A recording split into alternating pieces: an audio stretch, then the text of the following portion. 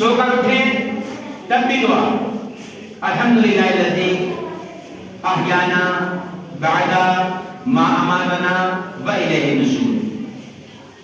سب خوبیاں اللہ تعالیٰ کے لیے جس نے ہم کو زندہ کیا بعد موت دینے کے اور ایک دن ہمیں اللہ کی طرف جانا. حتیٰ کیا گھر سے باہر نکلے تب بھی اللہ کے رسول نے دعا تعلیم فرمائی بسم اللہ توکلت علی اللہ. میں اللہ کا نام لے کر نکلا اور میں نے اللہ پر بھروسہ کیا. غرض کے ہر ایک کام کرنے سے پہلے اللہ کے رسول صلی اللہ علیہ وسلم نے کوئی نہ کوئی دعا تعلیم کی. لیکن آج ہماری توجہ اس پر بالکل نہیں ہے. پورا دن گزر جاتا, 24 گھنٹے گزر جاتے ہیں ہمارے زبان پر اللہ کا نام لیا, جبکہ ہر کام سے پہلے اللہ کے رسول نے دعا پڑھنے کے لیے بتایا, اللہ کا ذکر کرنے کے لیے بتایا. یہاں تک کہ اگر آپ سرما بھی لگائیں تو اس کی دعا اللہم متینی بالسمع والبصر, اے اللہ مجھے فائدہ دے کان سے اور آنکھ سے. کپڑے پہننے کی دعا الحمدللہ الذی کسانی. اب دیکھیں کہ کپڑے پہننا آپ دعا تو پھر بھی بڑی چیز ہے. الحمدللہ الذی کسانی ھذا ورزقنی من حول منی ولا قوت. دعا تو پڑھنا بڑی بات ہے, کپڑے پہننے کی جو سنت طریقہ ہے اس پر بھی ہمارا عمل نہیں. اس کا ترجمہ یہ ہے کہ سب خوبیاں اللہ تعالیٰ کے لیے جس نے مجھے یہ کپڑا پہنایا جس سے میں اپنے جسم کو چھپاتا ہوں اور زندگی میں خوبصورتی حاصل کرتا ہوں. ہر قدم پر ہر کام سے پہلے آپ کو اللہ کا ذکر کرنے کی تعلیم دی اللہ کے رسول نے, لیکن ہم نہیں کر رہے. یہاں تک کہ فرائض میں بھی لاپرواہی, نمازوں میں بھی لاپرواہی, نماز بھی ادا نہیں کر پا رہے. اور پھر دیکھیں کہ جو چیزیں ہمارے اندر نہیں ہونا چاہیے, یعنی اللہ کا ذکر کرنا, ہمارے نبی نے ہم کو تعلیم دی کہ ہر لمحہ, ہر قدم, ہر کام میں اپنے رب کو یاد کرو, اللہ کا ذکر کرو. وہ تو نہیں کیا, لیکن فالتو کاموں میں ہم لگ گئے. کسی اچھی چیز کو دیکھے تو نبی کی تعلیم یہ ہے ماشاء اللہ کہیں. کوئی آپ کو کوئی تحفہ دے, مثال کے طور پر پینے کے لیے پانی بھی دے, تو آپ کو حکم ہے کہ آپ کہیں جزاک اللہ, اللہ تجھے اس کی جزا دے. ہر قدم پر ہر لمحہ میں آپ کو اللہ کا ذکر کرنے کی تعلیم دی گئی, آپ وہ نہیں کر رہے. حتیٰ کہ خوشی ہو یا غم ہو ہر وقت ہمیں اللہ کو یاد کرنا چاہیے, اللہ کا ذکر کرنا چاہیے. لیکن افسوس حال یہ ہے ہمارا کہ ابھی اگر کسی کے پیٹ میں درد ہو تو وہ پیٹ پکڑ کے بولتا ہے یا اللہ, بولتا کہ نہیں بولتا. سر میں درد ہو تو سر پکڑ کے بولتا ہے اللہ, بڑی تیز سر میں درد ہو رہا ہے. ٹھوکر لگے, چوٹ لگے, خون نکل آئے تو کہتا ہے ارے اللہ. کمال ہے کہ جب تکلیف ہوئی, درد ہوا, کرب ہوا, تب ذکر خدا ہے, اور جب خوشی ملی تو ڈھول ہے, باجا ہے, ڈی جے ہے, دھوم دھڑاکا ہے, ناچ کود ہے. جن کاموں سے اللہ کے رسول نے منع فرمایا, روکا, وہ کام کر رہے ہیں. جب کوئی خوشی ملی تو ہم بھول گئے کہ ہم اللہ کے بندے ہیں, ہمیں تو اللہ کا شکر ادا کرنا تھا, ہمیں تو اللہ کا ذکر کرنا تھا. یہی الحمدللہ دیکھیے ہمارے بزرگوں سے, ہمارے اسلاف سے یہی چلا آ رہا ہے کہ جب ہمارے یہاں کسی بچے کی پیدائش ہوتی تھی تو محفل میلاد ہوتی تھی کہ نہیں ہوتی تھی؟ ہوتی تھی نا جی, اب نہیں ہوتی. ہمارے یہاں کسی بچے کا ختنہ ہوتا تھا تو محفل میلاد ہوتی تھی, اب وہ بھی نہیں ہوتی. شادی ہوتی اس میں بھی میلاد ایک رسم کے طور پر ہو گئی کہ بس رسمن ہو جاتی. باقی آپ دیکھیں کہ کس طرح سے اللہ تعالیٰ کی نافرمانیاں کی جاتی ہے کہ شادی کے موقع پر تو بس اللہ کی پناہ ایک مہینہ پہلے سے بہتوں کے گھر ایک مہینہ پہلے سے ڈھول بجنا شروع ہو جاتا ہے. کسی کے گھر 15 دن پہلے سے ڈھول بجنا شروع ہو جاتا ہے. اور پیارے جیسے جیسے جیسے جیسے شادی قریب آتی ہے ویسے ہی یہ گناہ کے کام بڑھتے جاتے ہیں.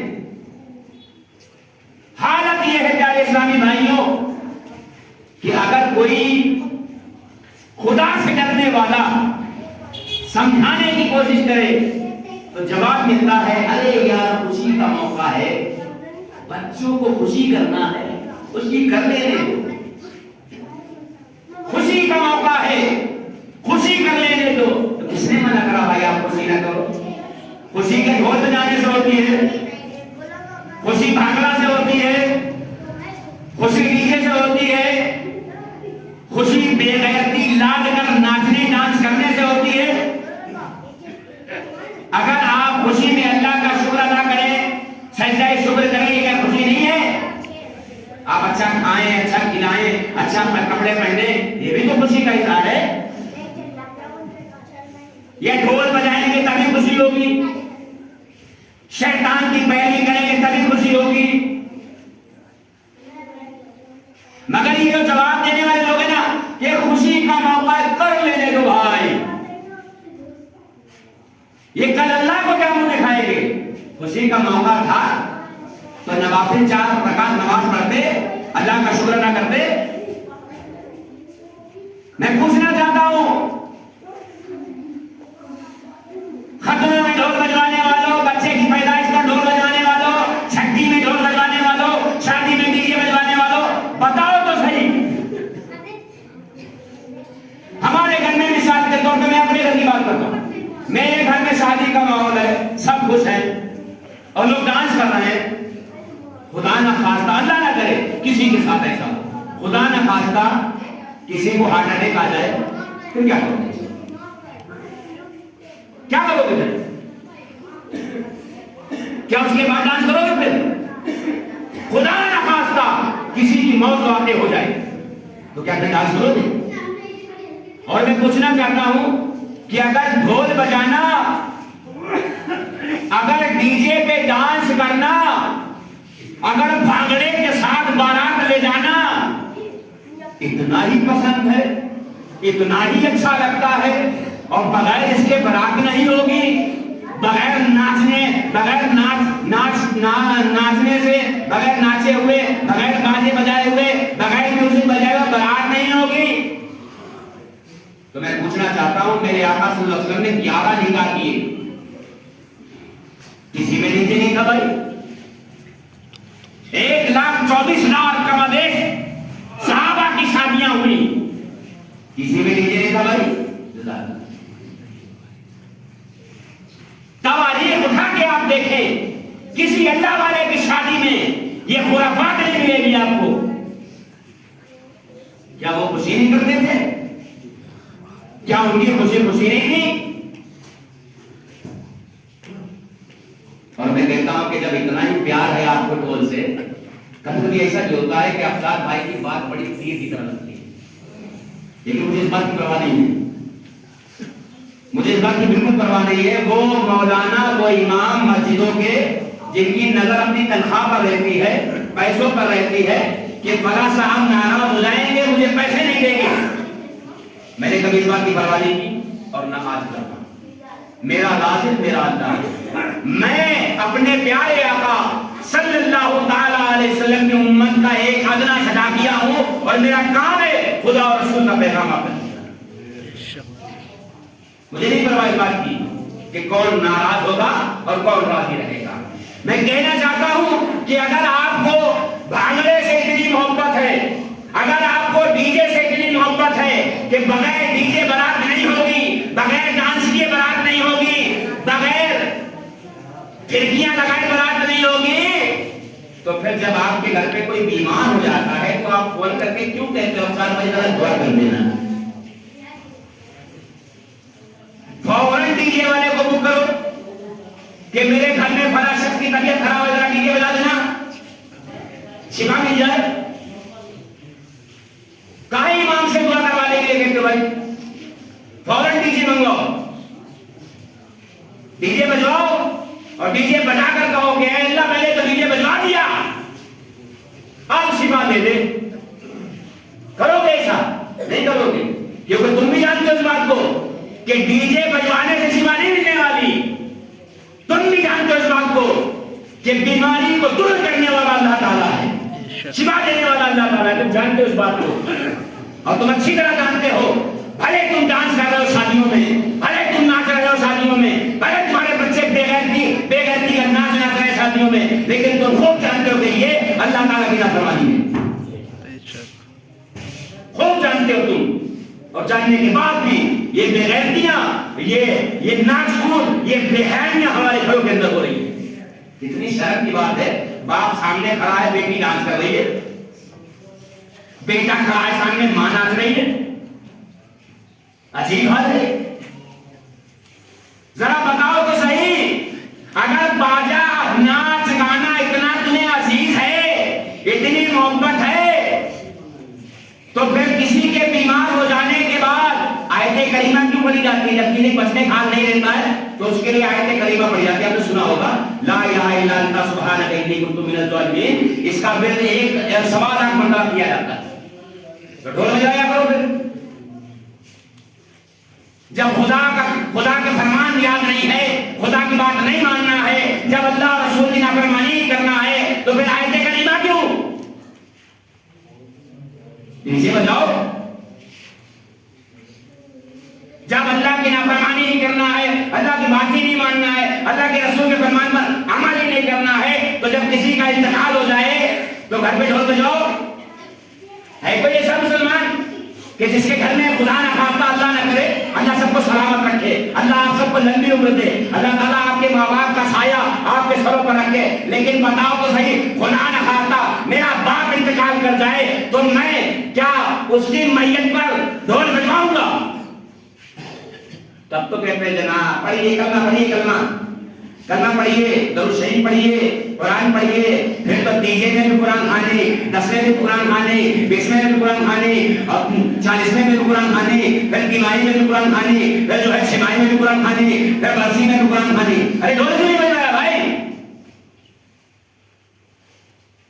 بتا دیا ہوتا قبرستان میں کھڑے ہو کے کہ ہمارے یہاں تیسرے دن تیجا ہے، باقیہ بجے گا، آنا سب لوگ۔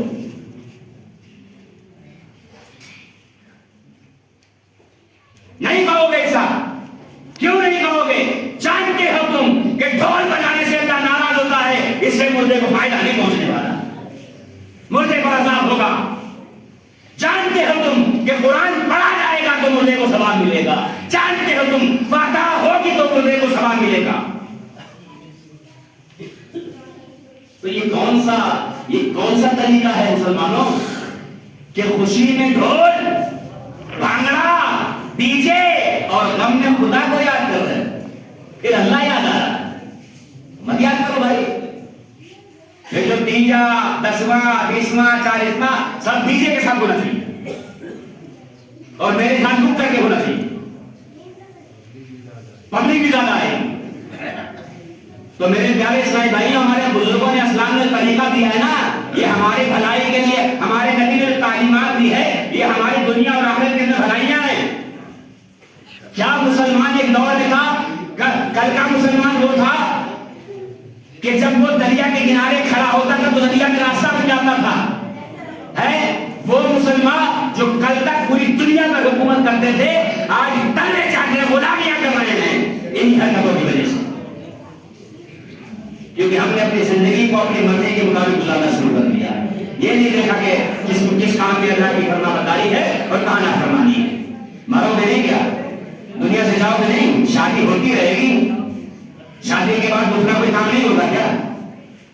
میرے پیارے محترم اسلامی بھائیوں، ان سارے خرافات سے ہمیں توبہ کرنا ہے۔ زندگی بہت مختصر ہے، 4 دن کی زندگی ہے، پتہ نہیں کب موت واقع ہو جائے میرے بھائی۔ جن لوگوں نے اپنی زندگی کے اندر ڈانس کیا ہے، ڈی جے بجائے ہیں، میوزک بجایا، میری گزارش ہے ان سے کہ اللہ کے واسطے اپنے ان گناہوں سے سچی توبہ کرے اور ارادہ کر لیں انشاءاللہ، خوشی ہو یا غم اللہ کو یاد کریں گے انشاءاللہ۔ خوشی کا موقع ہوگا تو بھی اپنے رب کو یاد کریں گے، غم ہوگا تو بھی اللہ کو یاد کریں گے، کیونکہ ہمیں خوشی بھی اللہ کی طرف سے ملتی ہے، ہمیں غم بھی اللہ کی طرف سے، اور ہمیں تو قربان جانا چاہیے۔ ہم تو مسلمان ہیں پیارے، ہم دنیا میں آئے ہی اس لیے ہے کہ ہمارا ٹھکانہ جنت ہے الحمدللہ، تو جنت کی تیاری کریں تبھی تو جنت ملے گی میرے بھائی۔ یہاں ڈھول بجاتے رہیں گے، نمازیں نہیں پڑھیں گے، اللہ کا ذکر نہیں کریں گے، نبی کی سنتوں پر عمل نہیں کریں گے، ماں باپ کو تکلیف دیں گے، مسلمانوں کو نقصان پہنچائیں گے، تو پھر کیا ہوگا ہمارا؟ میرے پیارے محترم اسلامی، میں ایک بات پھر سے گزارش کر رہا ہوں، خدا کے واسطے اپنے حال پر رہیں گے، دیکھیے ہم اپنی قبر میں سوئیں گے، آپ اپنی، ہم کسی کا ہاتھ پکڑنے نہیں جاتے۔ میرا بھائی اگر ڈی جے بجاتا میں اس کا ہاتھ نہیں پکڑتا، لیکن اتنا ضرور ہے کہ میں بطور آپ کے امام آپ تک یہ بات پہنچانا چاہتا ہوں اور پہنچا دی کہ برائے مہربانی ذرا دیر کی لذت کے لیے، مزے کے لیے یہ جہنم کی تیاری نہ کرو۔ میں نے پہلے ہی بتایا تھا کہ جو لوگ اپنی آنکھوں سے وہ چیز دیکھیں گے جو اللہ رسول نے منع کی حرام، یعنی کہ ناچ کود اگر آپ اپنی آنکھوں سے دیکھیں گے، اس کا دیکھنا حرام ہے، تو قیامت کے دن آگ کی کیلیں آنکھوں میں ٹھوکی جائے گی، اور جو میوزک سنتے ہیں ان کے کانوں میں پگھلا ہوا شیشہ اڑے جائے گا۔ تو میرے پیارے اسلامی بھائیوں، میں اپنے پیارے آقا صلی اللہ علیہ وسلم کا، سرکار دو عالم صلی اللہ علیہ وسلم کی امت کا ایک ادنا فدائیہ ہوتے ہوئے آپ تک یہ پیغام پہنچا رہا ہوں۔ یہ برائے مہربانی یہ عہد کر لے، یہ ذہن بنا لے کہ بچے کی پیدائش سے لے کر کے موت تک، اور موت سے لے کر ہر لمحے میں، ہر مرحلے میں ہم اللہ اور رسول کی اطاعت کریں گے انشاءاللہ۔ ارے بچہ پیدا ہوتا ہے، کیا بتایا گیا اس کی کان میں جانے دو، کسی کتاب میں لکھا ہے کہ ڈھول بجائے اس کی کان میں جانے۔ تو میرے پیارے محترم اسلامی بھائیوں، آپ سے گزارش ہے کہ نماز روزے کی پابندی کریں، خرافات کو چھوڑیں۔ شادیوں کا سیزن چل رہا ہے، الحمدللہ برابر شادیاں ہو رہی ہیں، شادی ایک اچھا کام ہے۔ میرے آقا صلی اللہ علیہ وسلم کا ارشاد ہے کہ شادیوں کو آسان کر دو، ہم نے تماشا بنا کر دیا شادیوں میں، ہم نے اس کو اتنا مشکل کر دیا ہے۔ آپ دیکھیں میرے خیالوں میں کتنی بے پردگیاں ہو رہی ہیں، لوگ کھڑے کھڑے کھانا کھا رہے ہیں، کھڑے کھڑے کھانا کھلایا جا رہا ہے۔ ارے کیا کر رہے ہو میرے بھائی؟